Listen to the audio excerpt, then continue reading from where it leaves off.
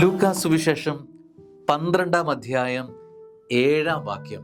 നിന്നെ ദൈവത്തിന് എത്രമാത്രം ഇഷ്ടമാണെന്ന് അറിയാമോ? നിന്റെ കാര്യത്തിൽ എത്രമാത്രം താല്പര്യമുണ്ടെന്ന് അറിയാമോ? ഈ വചനം ഒന്ന് കേട്ടാൽ മനസ്സിലാകും. നിങ്ങളുടെ തലമുടി ഇഴ പോലും എണ്ണപ്പെട്ടിരിക്കുന്നു. ഭയപ്പെടേണ്ട, നിങ്ങൾ അനേകം കുരുവികളെക്കാൾ വിലയുള്ളവരാണ്. ഇത്രയും നാളായി എനിക്കെത്ര മുടി ഉണ്ട് എന്ന് എനിക്ക് എണ്ണി തീർക്കാൻ പറ്റിയിട്ടില്ല. ഇപ്പോൾ കർത്താവ് പറയുക, നിങ്ങളുടെ മുടിയിഴ എണ്ണപ്പെട്ടിരിക്കുന്നു എന്ന്. സ്നേഹമുള്ളവരെ, എത്രമാത്രം കീനായിട്ടാണ് കർത്താവ് നിന്നെ സ്നേഹിക്കുന്നത്, നിന്നെ മനസ്സിലാക്കുന്നത്, നിന്നെ അറിയുന്നതെന്ന് ഈ വചനം വെളിപ്പെടുത്തുകയാണ്. നിന്റെ തലമുടി ഇട പോലും, അത്ര മൈന്യൂട്ടായ കാര്യം പോലും, അത്ര നിസ്സാരമായ കാര്യം പോലും നിന്റെ ജീവിതത്തിലെ അറിയുന്നവനാണ് ആര്? കർത്താവ്.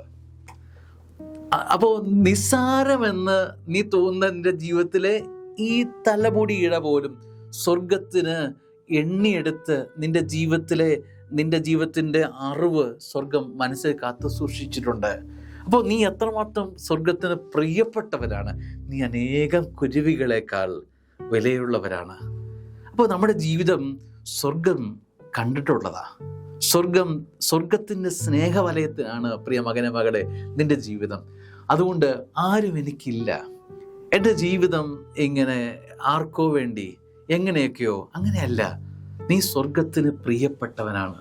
സ്വർഗത്തിൻ്റെ മനസ്സിൽ ഇടമുള്ള വ്യക്തിയാണ് നീ. അതുകൊണ്ട് സ്നേഹമുള്ള ദൈവവേദനയെ, നിന്നെ സ്നേഹിക്കാൻ ദൈവമുണ്ട് എന്നത് ജീവിക്കാനുള്ളൊരു പ്രേരണയാണ്. ലോകത്തിൽ ആരും കൂടെ ഇല്ലെങ്കിലും പോട്ടെ, ഹു കേഴ്സ്, വിട്ടരെ. അതിനൊന്നും മാർക്കിടരുത്, അതിനൊന്നും കുറിച്ചൊന്നും സങ്കടപ്പെടരുത്. കാരണം നിന്നെ സ്നേഹിക്കാൻ, നിന്നെ എത്രമാത്രം അറിയാൻ, നിന്നെ ചേർത്ത് പിടിക്കാൻ ഇങ്ങനൊരു ദൈവം ഉണ്ടെങ്കിൽ പിന്നെ എന്തിനീ അല്പപ്രാണികളുടെ പുറകെ പോകുന്നു? ദൈവമില്ലേ കൂടെ? എന്തൊരു വലിയ ആശ്വാസമാണത്. ജീവിക്കാൻ ഇത് പോരെ? ഒരായുസ് ജീവിക്കാനുള്ള ബലം ഇതിനോടകം തന്നെ സ്വർഗം നിനക്ക് സമ്മാനിച്ചിട്ടുണ്ടെങ്കിൽ സ്നേഹമുള്ള ദൈവവേദനയെ ചേർന്ന് പറയാം ആമേൻ. അതല്ലേ നല്ലത്? ഹൃദയപൂർവ്വം മനസ്സിലാക്കി ഈ സ്നേഹത്തെ ഉൾക്കൊണ്ടുകൊണ്ട് ചേർന്ന് പറയാം, അപ്രകാരമായിരിക്കട്ടെ. ആമേൻ.